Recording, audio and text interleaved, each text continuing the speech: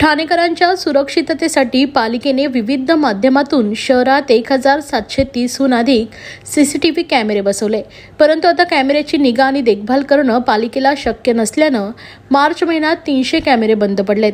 आता आणखीन 113 कॅमेरे बंद पडले। कॅमेऱ्याची दुरुस्ती, नवे कॅमेरे बसवण्यासाठी पालिकेकडे निधीच नाही।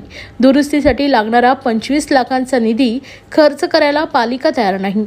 त्यामुळे ठाणे पोलिसांकडून नव्याने लावण्यात येणाऱ्या 6000 कॅमेऱ्यांमध्ये हे बंद पडलेले कॅमेरे बदलून मिळावे अशी अपेक्षा पालिकेनं व्यक्त केली आहे। पालिका हद्दीत सोनसकळी चोरीच्या घटनांना आळा बसावा या उद्देशानं पालिकेनं ठाणे, कळवा आणि मुंब्रा भागात 1730 सीसीटीव्ही कॅमेरे बसवले। या कॅमेऱ्यांमध्ये चित्रित होणारी सर्व माहिती हजुरी येथील नियंत्रण कक्षात संकलित केली जाते। मात्र दुरुस्ती अभावी यातील अनेक कॅमेरे बंद पडलेत।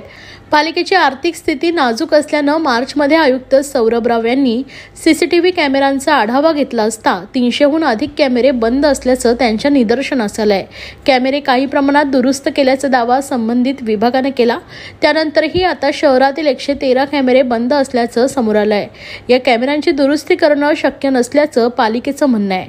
त्याच्या जागी नवीन कॅमेरे बसवण्याचा खर्च तर अशक्य आहे। दुरुस्ती आणि काही ठिकाणी कॅमेरे बदलणे याचा खर्च 25 लाखांच्या आसपास आहे।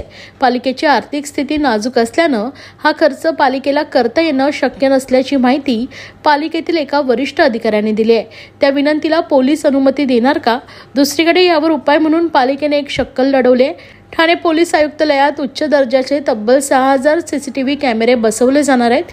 पालिकेने पोलिसांना पत्र धाडले असून पालिका हद्दीत ज्या ठिकाणी कॅमेरे बंद पडलेत त्या ठिकाणी पोलिसांनी कॅमेरे बसवावेत अशी विनंती केल्याची माहिती आहे। पोलीस प्रशासन त्याला अनुमती देणार का, तर याकडे लक्ष लागलंय।